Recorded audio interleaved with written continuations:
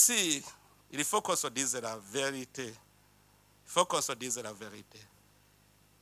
Si on veut réellement déraciner les modes à l'origine du sous-développement de l'Afrique, nous devons encore penser d'où ça vient. Pourquoi les pays africains, qui pourtant ont le potentiel économique important, sont emplois pour des guerres et du terrorisme avec complicité de certains pays occidentaux? Vous voyez ce qui se passe ici, tout près de chez nous. Pourquoi ce silence? Est-ce que la communauté internationale ne voit pas les conséquences?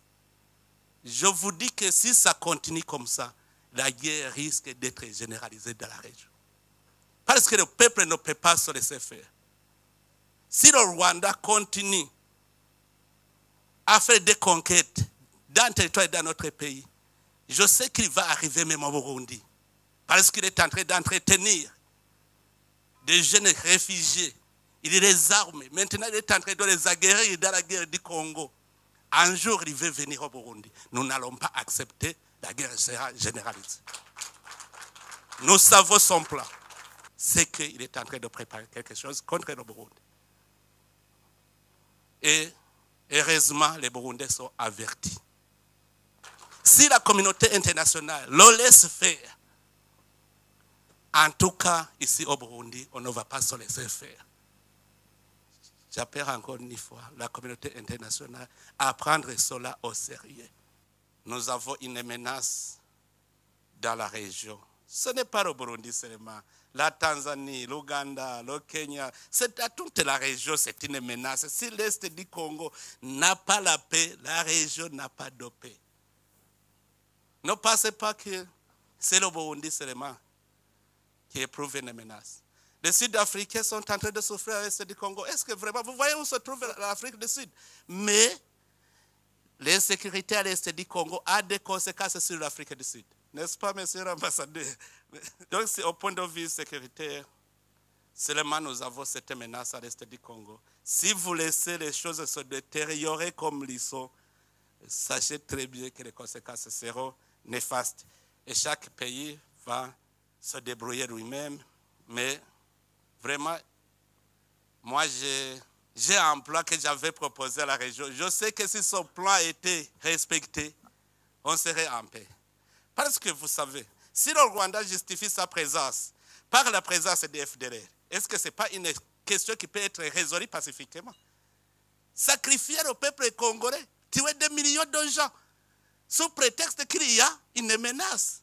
Est-ce que cela ne peut pas être réglé sans verser le sang des innocents? Je sais que les RDC et le Rwanda peuvent s'entendre très bien sur la gestion de ce mouvement. Moi-même, je disais qu'il faut une coalition internationale de lutte contre les groupes armés étrangers à l'est de la RDC. Comme ça, ça va garantir le Rwanda et ça va aussi permettre au Congo d'entamer le processus de paix. Qu'est-ce qui manque? Qu'est-ce qui manque? C'est parce qu'il y a complicité. Sinon, si tous nous sommes d'accord de nous mettre ensemble pour combattre tout groupe armé étranger à l'est de la RDC, ça sera fini parce que ça va garantir le Rwanda. Ça va aussi permettre au Congo d'organiser son pays pacifiquement. Ça, c'est un. Si on parle de M23, moi, j'avais essayé de me mettre en contact avec les responsables du M23. Je leur ai dit, si réellement vous n'êtes pas des Rwandais, pourquoi vous n'acceptez pas de déposer les armes et emprunter le chemin de la paix? Comme vous êtes Congolais, vous aimez votre pays. Alors, à ce moment-là, ils m'ont dit, nous sommes d'accord, parce que je leur disais, aussi longtemps que vous n'êtes pas cantonnés, on ne saura pas qui est Rwandais, qui est Congolais.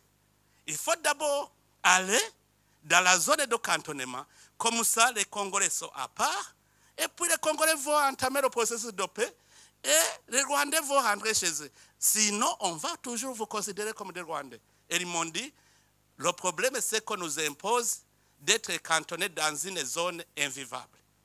J'ai envoyé mes officiers pour aller inspecter la zone. C'était la zone de Sabignon. Ils ont trouvé que la zone était invivable. Et j'ai proposé au gouvernement congolais de décider sur une autre zone. Le gouvernement congolais a accepté. Nous avons fait la reconnaissance de la zone de Lomangabo On a envoyé les chefs d'état-major pour aller inspecter, voir si la vie est possible. On a trouvé que toutes les facilités étaient là. Et le M23 avait accepté d'aller dans le cantonnement. On avait mis en place tout le nécessaire. Mais au moment où on allait commencer le mouvement, ils reprennent le combat. Pourquoi? Alors que chez moi, d'ailleurs, ils avaient dit, si nous y allons, quelle est la suite? La suite, c'est maintenant aller dans le processus de paix, les négociations de Nairobi. Et tout ce que vous réclamez, vous allez le réclamer pacifiquement. Ils avaient accepté. Et j'avais convaincu même le gouvernement congolais, souvenez-vous, le gouvernement congolais avait dit, s'ils acceptent d'être cantonnés, c'est qu'ils acceptent le processus de paix, nous allons les intégrer dans le processus de Nairobi. Le gouvernement congolais était d'accord. Mais quand ils reprennent le combat, comment négocier avec quelqu'un qui ne veut pas la paix? D'abord, pour négocier, il faut créer des conditions favorables aux négociations. La première chose, c'est le désengagement des forces pour ramener la confiance entre les parties en conflit. Que ce soit le Rwanda, que ce soit le RDC, il faut que d'abord, il y ait cessation des hostilités, que les forces se désengagent. Comme ça, on crée un climat de confiance. Les gens vont se parler sans inquiétude.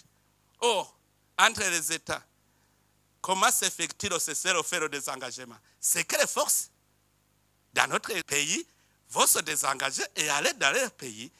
Et ils vont entamer les négociations. C'est normal. Mais qu'est-ce qui manque? La communauté internationale est ici. Qu'est-ce qui manque sur les deux processus? J'avais proposé ce plan et la région avait décidé d'envoyer une force régionale pour d'abord sécuriser les citoyens congolais, mais aussi pour combattre les groupes armés étrangers. C'est cela la présence du Burundi en RDC. On est allé dans le sens de l'idéologie régionale. Quand nous sommes arrivés au Sud Kivu, vous êtes témoins. La paix et la sécurité a été ramenée. On a entamé le processus de réconciliation des communautés congolaises. Jusque maintenant, c'est calme.